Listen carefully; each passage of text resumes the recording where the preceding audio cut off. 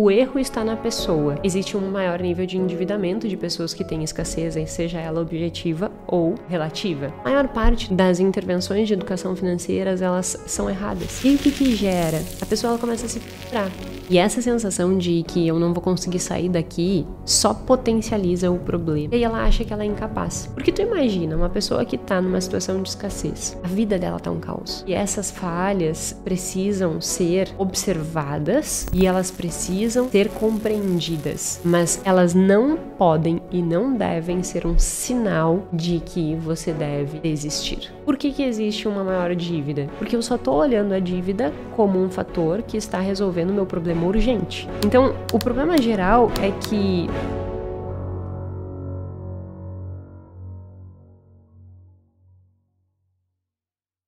quando o assunto é dinheiro e gera ansiedade, nervosismo com a resolução do problema, existe essa sensação constante de que nós não conseguiríamos sair de determinadas.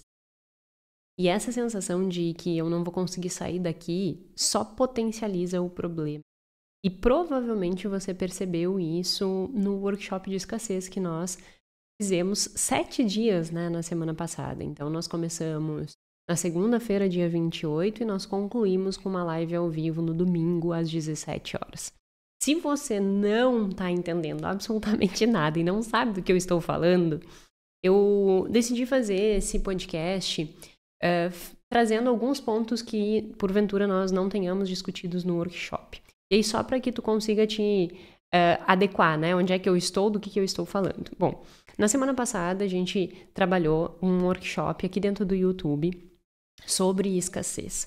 Desde o que é a verdadeira escassez, quais são as, se tu tem ou não, né, que tu possa fazer um diagnóstico, quais são as consequências no seu cérebro, as consequências no teu comportamento financeiro, o que isso gera de ciclo da escassez, que faz exatamente essa sensação de que o problema ele é retroalimentado e tu não consegue sair dali, como começar a sair dali do ponto de vista estrutural, e também terminamos no domingo falando do ponto de vista mais psicológico, né? As alterações que nós temos que ter, inclusive na nossa forma de ver o mundo, e isso vai contribuir para que a gente faça mudanças. E isso tudo nós falamos durante esse workshop. Ele ainda está disponível, então te convido, caso tu ainda não tenha assistido, que você assista. Ele vai ficar disponível até o dia 11/5, depois ele fica exclusivo para os alunos da formação. E de verdade, assim, mesmo que tu não tenha interesse em fazer a formação, assiste, porque é um workshop com um conteúdo riquíssimo que nós não vemos por aí, é um conteúdo que nós realmente... eu vou além, né, do senso comum sobre escassez, eu trago o que a ciência discute e faz com que tu tenha um olhar diferente para a tua vida. Então, se você não viu ainda, eu te convido a ver. E aí eu decidi trazer esse episódio contemplando a aula 6, né, em estratégias como sair deste ciclo de escassez. E estratégias estruturais, que é o que nós começamos a discutir lá. Lá, pontualmente, eu falei muito da construção de folga, mas eu quero dar mais exemplos a respeito de como isso, o que é, né, essas mudanças estruturais e por que isso mostra-se como uma solução da escassez e o que a gente pode seguir, quais são os experimentos que já foram feitos em relação a isso, algumas discussões que a gente possa andando, né, e ir mudando essas circunstâncias. Então, nosso episódio número 135 tem um título aí, né, Faça Isso para Deixar de Ser Pobre, mas, na realidade, o Faça Isso para Deixar de Ser Pobre são estratégias estruturais focadas na redução da escassez. Isso se nós estivéssemos falando do ponto de vista técnico, tá? Nosso episódio 135 do podcast Mais Que Finanças, podcast em que a gente fala muito mais do que números, nós falamos de comportamento financeiro. Se você não me conhece e está aqui pela primeira vez, meu nome é Jéssica Câmpara, sou doutora em Finanças Comportamentais, toda terça e sexta. Aí estamos com um episódio novo, sempre tentando discutir ciência, o que a ciência tem a nos dizer, de uma forma simples e aplicável para as nossas vidas, tá certo? Sem mais delongas, eu quero começar falando um exemplo. E muito do que eu vou discutir hoje está exposto no livro Escassez, que é esse livro aqui. Eu já sugeri que, né, lesse lá no workshop e realmente eu acho que é um livro que nos dá uma visão de um mundo completamente diferente E ele trata não só da escassez financeira, mas da escassez de tempo, e que todos esses tipos de escassez, né, seja ela de tempo, seja ela de pessoas, muitas vezes, ele trata sobre isso também, ou de dinheiro, que todas elas vão ter repercussões na nossa vida. Então, se nós pudermos nos proteger disso, obviamente viveremos melhor. E o episódio de hoje trata de aspectos que tem ali no livro e um exemplo que tem ali no livro. Então, para olhar para essa questão estrutural, o livro ele dá um exemplo, isso lá na parte 3, da seguinte forma. Pensa num grupo, né, de agentes militares que estão numa guerra e que isso ele conta no livro. E não sei se é real. Eu ia dizer assim, é uma história real. Aí eu fiquei pensando, será que é uma história real? Não tenho certeza se é uma história real. Porque ele conta no livro, mas pode ser que sim. O que ele trata é da seguinte forma, né? Ele fala que existe aí esses bombeiros, esses militares, e que eles estão numa guerra. Em que eles começaram a perceber dentro do quartel muito erro na hora de aterrissar. Então o avião ia aterrissar e os bombeiros, ao invés de apertar o botão certo, que fazia com que a rodinha caísse e conseguisse estacionar de forma correta, pelo que eu entendi, não sei tecnicamente os nomes ali, né? Mas eles não apertavam o botão para a rodinha cair, apertavam o botão contrário que puxava a rodinha para dentro, enquanto o avião estivesse no solo. E aí, obviamente, se a roda entra para dentro do avião, o avião, né? Ele vai ter um problema ali, como que ele vai se constituir, né? Se conseguir ficar de pé sem rodas. E eles começaram a perceber esse problema, chamaram um psicólogo para fazer uma avaliação, pensando que, assim, estamos errando em algum tipo de treinamento para esses militares, porque não é possível que na hora de aterrissar eles apertem o botão errado, né? E isso não acontece com avião de carga, isso está acontecendo apenas com esses aviões que fazem esses bombardeios. Então, chama-se um psicólogo para avaliar como que está psicologicamente esses bombeiros, esses militares, porque provavelmente tem aí uma questão psicológica. E aí eles chamaram esse psicólogo e começaram a avaliar, né? E esse psicólogo começou a avaliar exatamente essas diferenças. Bom, mas acontece nesse grupo, não acontece naquele grupo. E aí, uma coisa interessante é que ele olhou e disse assim, peraí, antes de nós olharmos para o militar, para o bombeiro, né, para essa pessoa que está cometendo este erro, ao invés de nós partirmos do pressuposto que o problema é ela e que nós teríamos que treiná-la, que isso, que aquilo, vamos olhar para dentro da cabine. Como que está a estrutura da cabine? No caso, a cabine de dentro do avião, né? Será que a arquitetura ali dos botões e tal, será que ela tá uma arquitetura que facilita o bombeiro depois de um voo extremamente estressante, já que é um avião de bombardeio? Será que ele, dentro daquela estrutura ali, ele já não tá muito bem por causa do estresse, né? Será que a arquitetura da cabine não está piorando isso, não está colocando em risco? E aí o que esse psicólogo percebeu é que os dois botões, né, o botão de colocar a rodinha para baixo e o botão de puxar a rodinha, eles estavam exatamente um do lado do outro. E que no meio do estresse ali, o bombeiro errava o botão de apertar e apertava o botão, puxava as rodinhas para dentro e isso estava causando acidente. O que ele fez? Ele não ficou olhando pro militar e dizendo, existe um problema aqui. Ele olhou para a estrutura da cabine e pensou como que eu posso estruturar essa cabine a ponto de que essa cabine ela crie um ambiente propício para que o bombeiro não erre. E aí o que ele fez foi colocar uma borrachinha no botão correto para que quando apalpasse assim com a mão rapidamente, mesmo num ambiente, né, mesmo depois de um estresse, ele conseguisse detectar o que ele precisaria fazer, né? Precisaria apertar.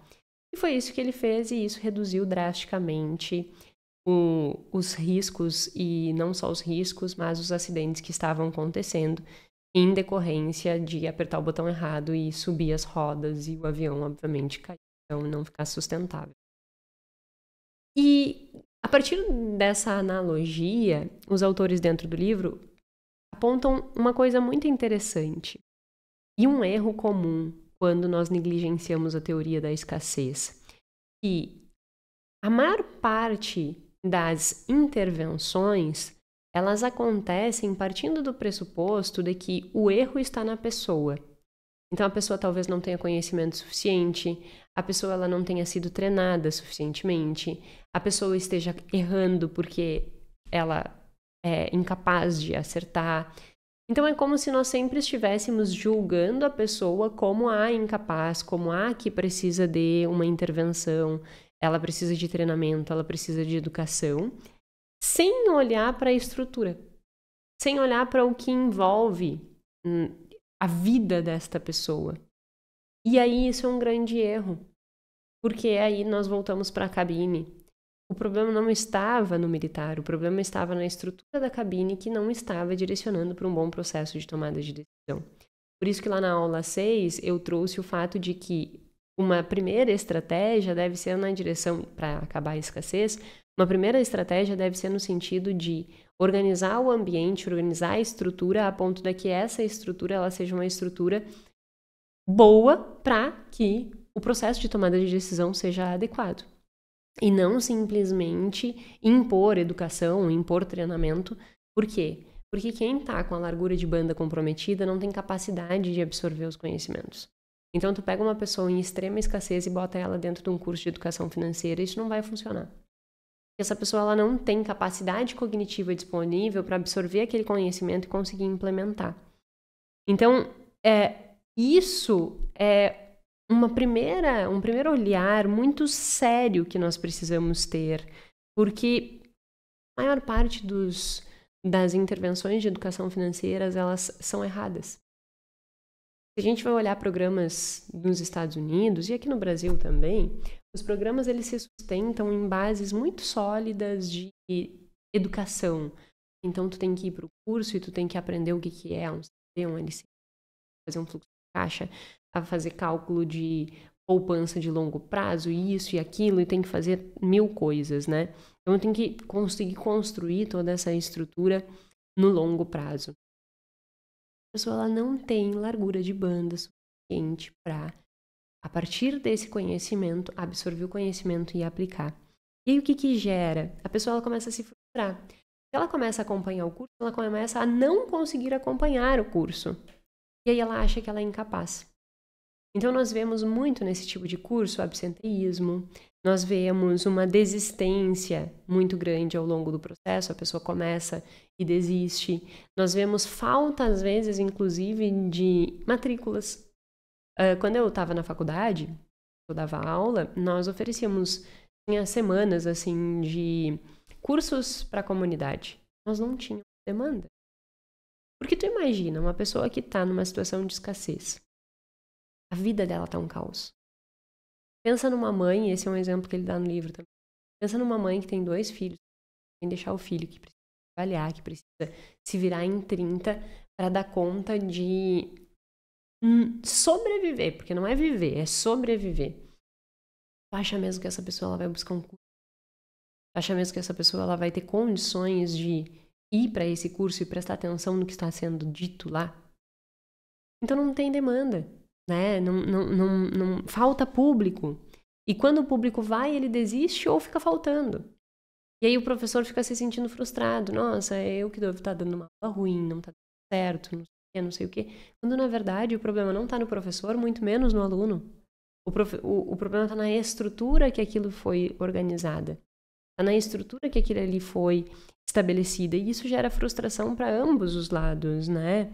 Porque não vai fazer com que a pessoa cresça, não vai fazer com que a pessoa se desenvolva. Pelo contrário.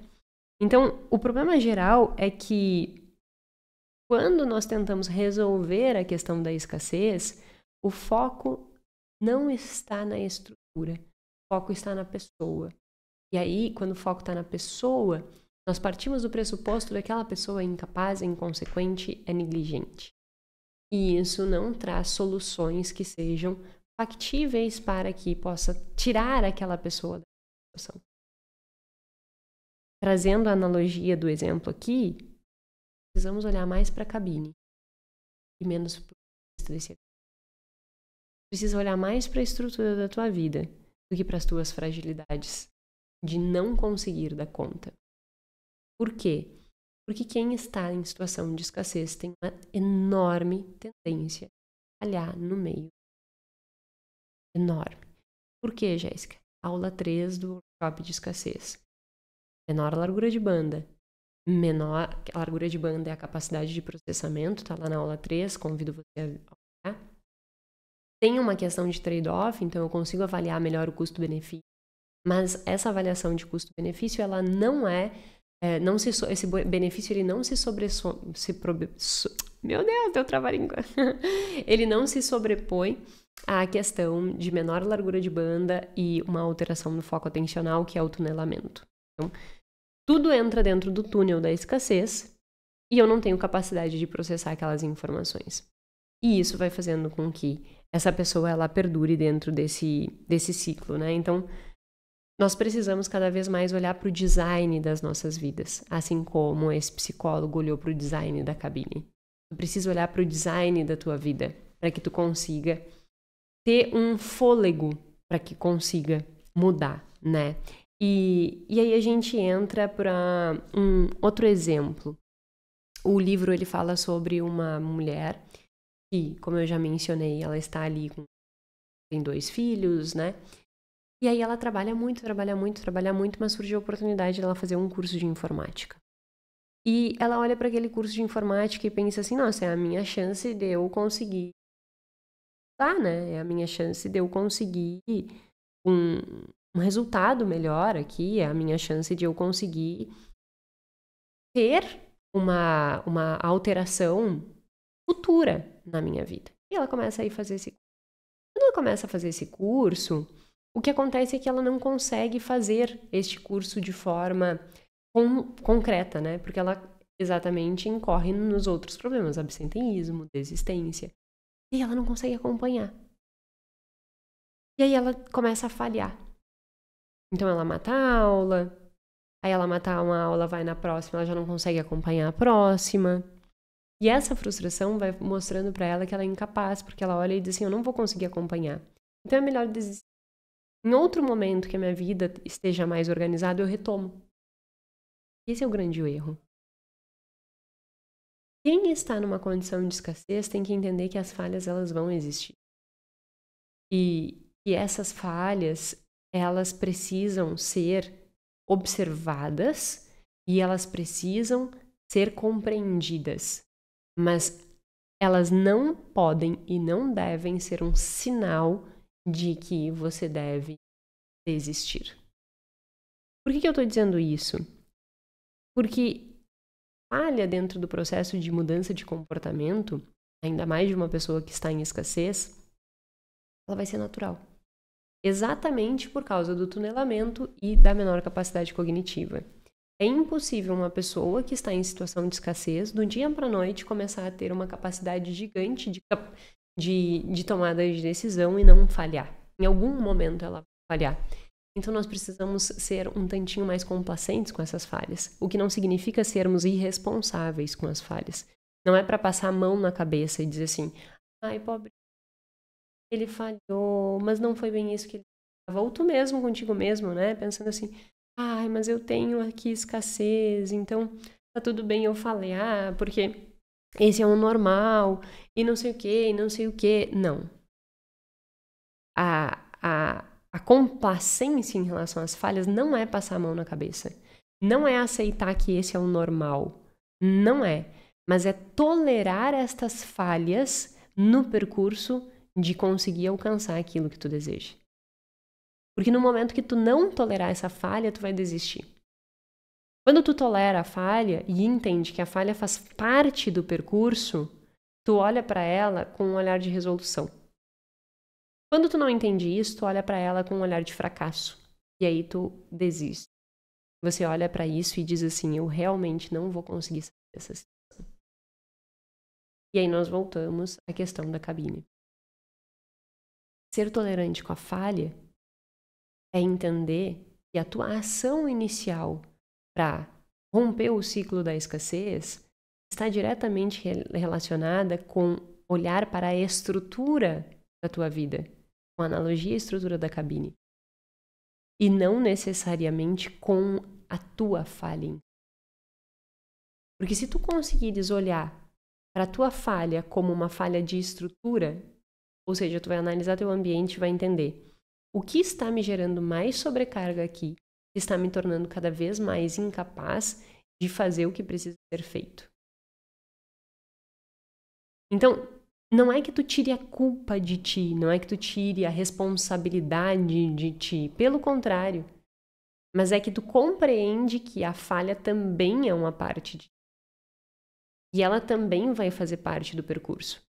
Porque se tu não, mais uma vez, porque se tu não incorporar a falha como parte do percurso, no momento que ela surge, tu te acha incapaz e tu desiste.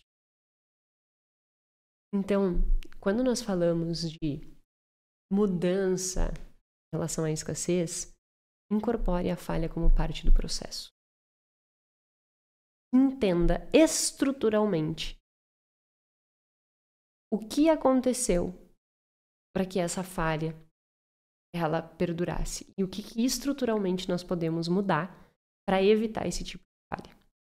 E aí, dentro do exemplo da cabine, a estratégia que foi implementada foi colocar o botão com uma borracha em volta para que o simples fato de tocar ali o soldado, né, o militar, ele já identificasse qual era o botão certo. Se nós formos olhar para outras estratégias, né, por exemplo, estratégia de distribuição de renda. Isso pode ser uma percepção, né? Então, um caminho a ser seguido é a distribuição de renda. Aqui no Brasil, a gente tem vários planos de distribuição de renda. Nos Estados Unidos, outros tantos. Se você já me acompanha, você sabe que eu fiz a minha dissertação de mestrado com beneficiários do Bolsa Família. E isso é uma ação, né, que muitas vezes é vista como uma estratégia para tirar as pessoas dessa escassez imediata do ponto de vista estrutural. Então, eu coloco recurso exógeno e eu tiro a pessoa daquela escassez completa, né? E isso pode se estender a não só quem está em estado de pobreza, mas também quem está em estado de escassez subjetiva. Porque é aquela sensação, se vier dinheiro de fora, resolver minha vida. E aí uma coisa muito interessante quando a gente entra nesse tipo de alternativa. É uma alternativa estrutural. Eu estou injetando dinheiro para aquela pessoa. Mas como que nós podemos tornar isso eficiente do ponto de vista estrutural, como a mudança do botão, e entendendo que a gente tem que incorporar as falhas? Bom, e o que foi avaliado, né? E ele discute isso no livro da escassez também. Todos os programas, ou boa parte dos programas de distribuição de renda, e aqui no Brasil também acontece isso, existem o que a gente chama de condicionalidades, tá? No Bolsa Família, por exemplo, existem várias condicionalidades. Condicionalidade para criança ir na escola, condicionalidade para mãe ir no médico, para fazer pré-natal caso esteja grávida, para fazer o acompanhamento dessa criança. Se a criança tem mais de 70% de falta no colégio, ela perde Bolsa Família. Então, isso são condicionalidades. Eu condiciono o valor distribuído para aquela família a partir de ações comportamentais que ela tem que ter. E aí, qual é a crítica do livro a esse tipo de ação? Se a família, se aquelas pessoas elas têm escassez, elas estão dentro do túnel e sem largura de banda. Então, o foco atencional delas está para a questão urgente, que é a falta de dinheiro. E elas não têm capacidade de processar a informação de forma adequada. Então, ela marca um médico e ela esquece que ela tinha marcado. Ela marca de ir no colégio falar com os professores do filho e ela esquece que ela tinha marcado para ir falar com os professores. E aí ela não faz o que devia ser feito. Por quê? Porque faltou largura de banda. Então, a crítica que eles fazem é que esse tipo de condicionalidade, por vezes, sobrecarrega a largura de banda e faz com que essa pessoa ela não consiga cumprir com essas exigências comportamentais, que ela perca o benefício e, ao perder o benefício, amplia-se ainda mais o problema. Então a solução seria dar dinheiro sem nenhuma condicionalidade? Também não. O que ele traz é que, bom, a gente tem que pensar o que seria mais importante de ser levado em consideração. A educação, a saúde, para não exigir várias coisas ao mesmo tempo. E um outro ponto que ele traz é que nos Estados Unidos esse tipo de configuração de benefício tem um prazo, que é de 5 anos. E que isso pode ser uma estratégia. para não fazer com que essa pessoa ela se torne dependente daquele recurso. Então eu dizia assim, olha, tu pode usar o recurso se é disponibilizado para você, mas você pode usar ele só durante 5 anos, pode usar um ano aqui, outro ano lá, outro ano lá. No somatório da tua vida, tu só pode usar 5 anos. E ele disse assim, aparentemente é uma coisa legal, por quê? Já explico. Mas tem um grande problema, também já explico. Então, vamos primeiro entender por que isso poderia ser uma solução interessante. Quando nós falamos de escassez, e esse é um ponto, e também foi por este ponto que eu decidi trazer esse artigo para contemplar o que nós já discutimos no workshop, existe um benefício da escassez que se chama dividendo de foco, tá? O dividendo de foco, ele te dá aquele gás na hora que tu precisa resolver um problema imediato. Então, tu tem que entregar um trabalho, e ele é para semana que vem, tu vai correr e tu vai conseguir entregar aquele trabalho. Tu tem um compromisso para pagar alguma coisa, naquele momento tu vai dar um jeito, tu vai resolver e tu vai buscar. Então, existe um dividendo de foco. Existe esse tunelamento, por vezes, faz com que a pessoa ela esteja mais engajada na resolução daquele problema, já que aquele problema é imediato. Só que aí nós temos um grande problema. O problema do problema, né? Aí nós temos um grande problema. Quando existe esse dividendo de foco, existe também de negligência do resto tudo. É por isso que existe um maior nível de endividamento de pessoas que têm escassez, seja ela objetiva ou seja ela relativa. Por que existe uma maior dívida? Porque eu só estou olhando a dívida como um fator que está resolvendo o meu problema urgente, que é o pagamento, que nem eu falei no workshop, do condomínio.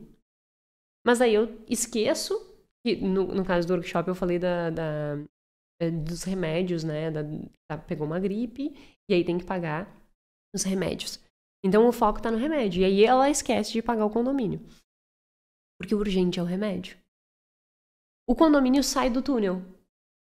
Então ele se torna negligente ao condomínio e foca só no remédio. Então isso é um problema. Por que isso é um problema? Porque quando eu coloco um prazo de 5 anos, tá fora do túnel, não é imediato. Então o que eles discutem é que quando existe incentivos ou punições, e esses incentivos ou punições, eles estão no longo prazo, tá fora do túnel. Então eu só vou ganhar benefício do dividendo do foco se ele estiver dentro do túnel, ou seja, se ele for imediato. Então, assim, eu quero engajar as pessoas que trabalham comigo a fazer determinada coisa. Tu tem que colocar a atividade dentro do túnel daquela pessoa, assim como a recompensa. Eu não posso dizer assim, faça isso ao longo do ano, que no final do ano tu vai ter uma bonificação. O ideal é nós segregarmos essa bonificação. Por quê? Porque daí eu tô colocando a bonificação dentro do... Entende? E aí eu tô colocando ali dentro, é para agora. Então eu tenho que ter resultado agora, porque daí eu vou já ver o benefício agora. A falta de largura de banda, ela prejudica essa percepção de longo prazo. Isso nós também aprendemos no workshop. Portanto, quando eu consigo trazer para dentro do túnel, eu consigo ganhar benefícios desse dividendo de foco. E aí o que eles sugerem é que esse tipo de incentivo, como as distribuições de renda, nos Estados Unidos, essa questão dos 5 anos, o ideal seria segregar em pequenas parcelas. Tem 6 meses agora, tem 6 meses depois, daqui tantos anos, 6 meses daqui tantos anos, 6 meses daqui tantos anos. Porque daí com essa segregação, né, eu consigo facilitar a entrada dessa informação no túnel, ela se torna urgente e eu resolvo o problema de modo urgente. E para isso eles sugerem que prazos intermediários, lembretes que façam com que as pessoas saibam o prazo está acabando, pode ajudar a colocar aquela questão dentro do túnel e agilizar a resolução daquele problema, né? Então, é importante que essas penalidades ou recompensas elas estejam dentro do túnel para que aquela intervenção ela tenha realmente eficácia. Caso esteja uma pessoa com uma sobrecarga de informações muito grande, que ela não esteja conseguindo olhar para as condições dela de uma forma realista, de uma forma que realmente ela consiga perceber os desafios que ela está tendo, né? Ela nem sabe que ela está em escassez, e eu não montar estratégias que façam com que entre para dentro do túnel aquela informação vai estar fora do túnel e essa pessoa vai desistir muito mais, porque qualquer erro vai se tornar um grande fracasso. Então nós temos que cuidar muito essa construção de ações que nós temos com nós mesmos. É por isso que eu falo inúmeras vezes para as pessoas que estão com dificuldade financeira, não queira fazer um negócio extremamente complexo. Porque eu tenho que usar o aplicativo tal, porque eu tenho que anotar tudo, porque eu tenho que fazer isso, porque eu tenho que fazer aquilo. Respira. O simples bem feito. O simples bem feito, porque tudo que tu fizeres que não for o simples bem feito, tu não vai conseguir fazer, porque vai sobrecarregar o que já está extremamente carregado, que é a tua capacidade mental. Tu não vai conseguir perdurar. E aí tu vai falhar. E aí, como tu é muito exigente, né, e tu não tá fazendo exatamente o que a gente disse, de tolerar a tua falha, porque tu não entendeu que a falha vai fazer parte do processo, tu desiste. E dentro disso, o livro, ele traz um exemplo de uma pesquisadora que ela testa com empresários.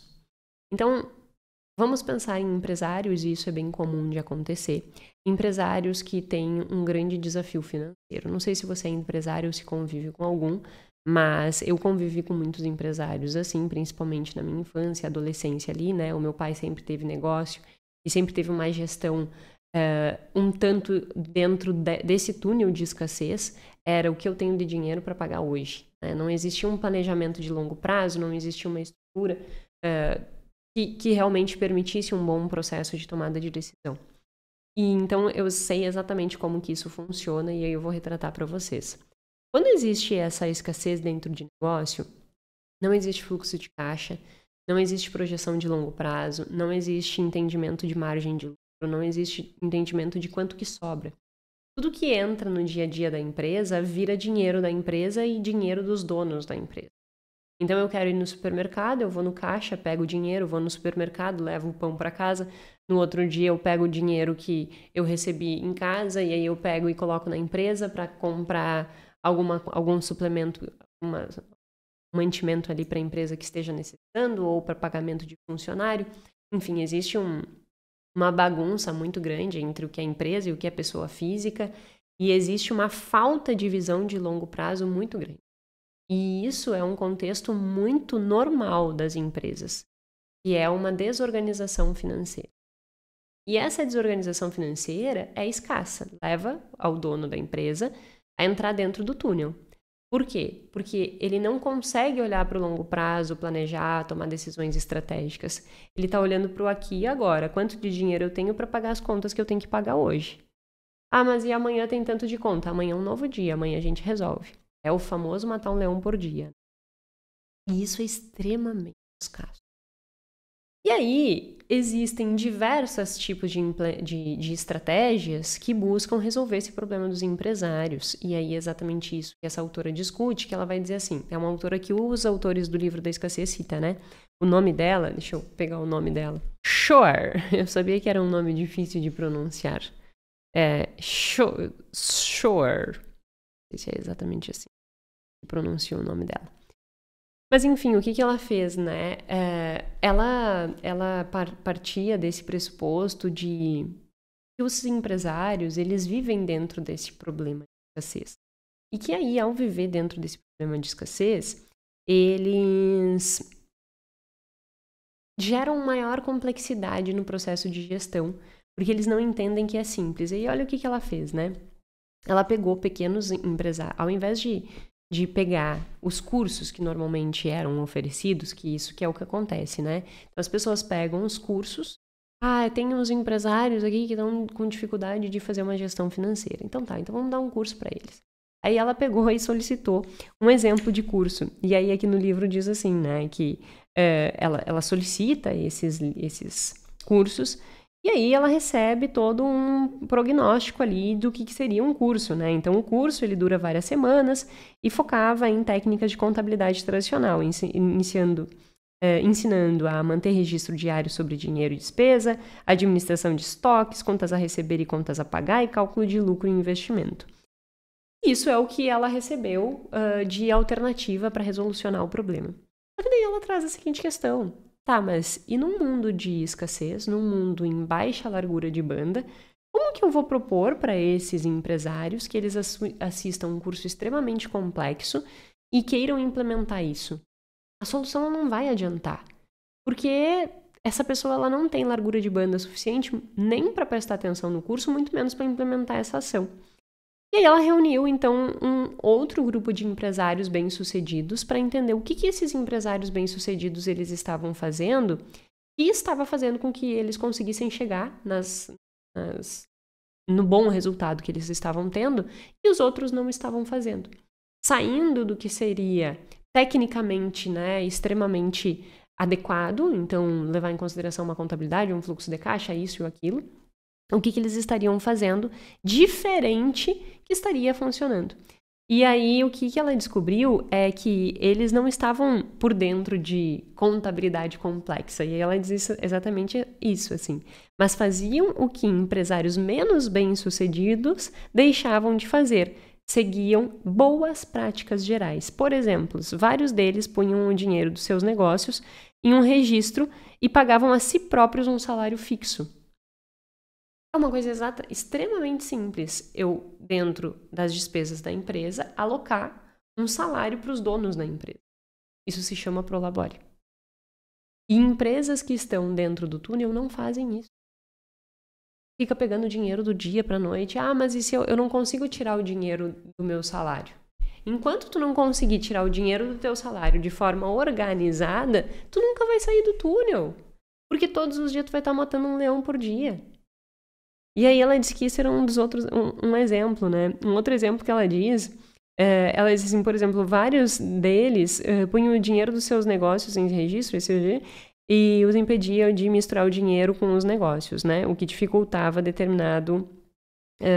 gastar o dinheiro que não podiam. Aí eles colocam assim, algumas mulheres guardavam um maço de dinheiro no bojo do sutiã e outras no bojo direito e no bojo esquerdo, como quem diz assim, esse dinheiro é para isso e esse dinheiro é para aquilo, né? Isso não era bem manter um livro caixa contábil com 2 entradas, né? No caso, com entradas e saídas. Mas era simples e eficaz. Economizava a largura de banda e preservava a maioria dos benefícios de um fluxo de caixa. Então, o que ela quer nos trazer aqui é que essas boas práticas são muito simples, como se pagar um salário quando é um empresário, pode ser muito melhor do que tu querer ensinar fluxo de caixa complexo. Sabe? São pequenas regras simples, mas que se implementadas com consistência, no longo prazo elas estão te tirando do túnel, porque elas são fáceis de serem implementadas, ela não gasta energia. Então, quando tu vai pensar na resolução dos teus problemas financeiros, se tu olhares e pensares assim, nossa, eu tenho que fazer um fluxo de caixa extremamente denso, tu não vai conseguir. Porque fazer um fluxo de caixa muito denso exige a largura de banda que tu não tem mais. Então, é muito mais fácil implementar regras simples do que estruturadas. E aí, uma regra simples que eu sempre digo que eu faço há muitos anos é um papelzinho muito simples com quanto eu ganho, quais são as despesas pré-estabelecidas que eu já tenho de compromisso esse mês, qual é o saldo. Então, digamos assim, 10 de receita, só para ficar redondo, tá? 10 de receita, 8 de despesas pré-estabelecidas, me sobrou 2. Esses 2.000 eu vou investir, outros 1.000 eu vou deixar para gastar por semana. Se é 1.000 para gastar por semana, eu tenho 250 por semana. Pronto. 250 por semana é o dinheiro que eu tenho para trabalhar. Não tem nada extremamente complexo aqui. É simples, é prático de implementar. E isso economiza a largura de banda. Porque daí, durante a semana, tu não fica pensando, será que eu posso? Será que eu não posso? Será que eu vou passar o cartão? Será que eu não vou passar o cartão? Será que isso? Será que aquilo? Entende que a gente está manipulando a cabine e não tu? Eu tô manipulando a estrutura financeira por trás de ti. E não você propriamente dito, olhando para ti, dizendo assim, você é uma incapaz, você é uma pessoa que não consegue ter disciplina, você não tem nada disso. Tem uma estrutura simples que facilita com que você comece a economizar a largura de banda. Ao economizar a largura de banda, tu começa a ter mais disposição, tu começa a dar pequenos passos na direção dos teus objetivos, porque daí tu percebe que tu consegue pelo menos pagar tudo as tuas contas. E isso vai fazendo com que tu chegue onde tu quer. Então, essa implementação de pequenas regras simples, elas são um caminho muito, mas muito interessante para que nós possamos economizar a largura de banda. Jéssica, como economizar a largura de banda? Use regras simples. Eu estou dizendo isso por dinheiro, mas isso serve para toda a tua vida. Para a organização da tua vida. Organiza a tua vida de forma simples. Não tenha... Ai, mas eu tenho que ter a rotina perfeita. Não, tu tem que ter a rotina que seja possível fazer de forma simples. Mas eu vou falhar. Vai falhar. Como eu iniciei dizendo, tenha tolerância com a tua falha, porque a falha faz parte do processo. Se for intolerante com a tua falha, tu desiste. Se tu for tolerante com a tua falha e não irresponsável, tu vai olhar para ela e dizer assim, talvez eu tenha errado, porque faltou uma estrutura adequada. Qual foi o gatilho que fez com que eu errasse? A gente fez exercícios ao longo do workshop de escassez. Se você não estava nos grupos de WhatsApp do workshop de escassez, entra, porque lá tem, na descrição do vídeo, tem na descrição do canal do WhatsApp, tem o link com todo o material de apoio do workshop, e isso ajuda bastante. Então, tu tem que olhar para essas coisas estruturais e perceber que se tu mudar a tua estrutura de vida, há uma grande chance de tu mudar a tua vida. Só que enquanto tu olhar e disser para ti mesmo que tu tem que dar conta, independente da estrutura que tu esteja vivendo, tu não vai dar conta. Nós precisamos economizar a largura de banda. E se economiza largura de banda simplificando o processo de tomada de decisão, inclusive com o dinheiro. Se tu não simplificar a forma com que tu gere o teu dinheiro, cada vez que tu fores tentar resolver teu problema financeiro, tu vai gastar muita energia tentando resolver. E cada vez que tu gasta muita energia com a resolução daquele problema, tu tá gastando cada vez mais largura de banda. E isso está fazendo com que cada vez menos tu consiga ter discernimento na hora de tomar decisões. Fica mais imediatista, fica mais focado na urgência, tu não consegue olhar para o longo prazo, tu não consegue te planejar, tu fica mais reativo. Portanto, essas simplificações, elas são extremamente importantes para que a gente consiga ir liberando, né, essa capacidade. E aí um dado importante dentro desses estudos da Shaola, né? eu vou chamar de Shaola, mas não é Shaola a pronúncia. Mas quem já me conhece já sabe que pronúncia não é comigo. Eu tenho erros de linguagem. O que ela diz é que substituir regras complexas dentro da organização desses empresários levou a um maior faturamento em torno de 25% dessas empresas. E que tentar implementar regras complexas não gerou resultado nenhum. Então, a implementação de regras simples aumentou 25% do faturamento. Tentar implementar regras complexas, como aqueles cursos extremamente estruturados, fez com que não tivesse resultado. Então, a grande lição, né, que nós tiramos disso tudo é que economizar a largura de banda tem que ser o nosso primeiro objetivo. E eu só economizo largura de banda não exigindo complexidade na hora de ajustar aquilo que já é problema. Se o dinheiro já é problema, cada vez que eu adiciono complexidade a resolver esses problemas, fica um problema, né? Mas cada vez que eu aumento a complexidade para solucionar esses desafios, eu estou gastando mais largura de banda. E gastando mais largura de banda, eu tenho menor capacidade de efetiva resolução. Então, nós precisamos focar, economizar a largura de banda. Para isso, nós precisamos simplificar a nossa. E aí, a gente partiu desde o início lá falando da cabine, mas isso, como eu estou mostrando aqui no final, está diretamente relacionado com o nosso dinheiro. Então simplifica. Porque cada vez que tu simplificar, tu consegue solucionar melhor a tua vida. E, inclusive a tua rotina. Certo? Se você não assistiu ainda todo o workshop, te convido a assistir o workshop. Eu acho que é uma coisa muito legal que vai fazer com que tu reflita diversos pontos. E isso aqui é só esse encaixe, né, esse fechamento para que você consiga também entender com mais exemplos essa questão estrutural e partindo desse exemplo da cabine, eu acho que fica muito didático essa compreensão. Que muitas vezes o erro está na estrutura, está no formato que tu está tentando fazer as coisas e não em ti.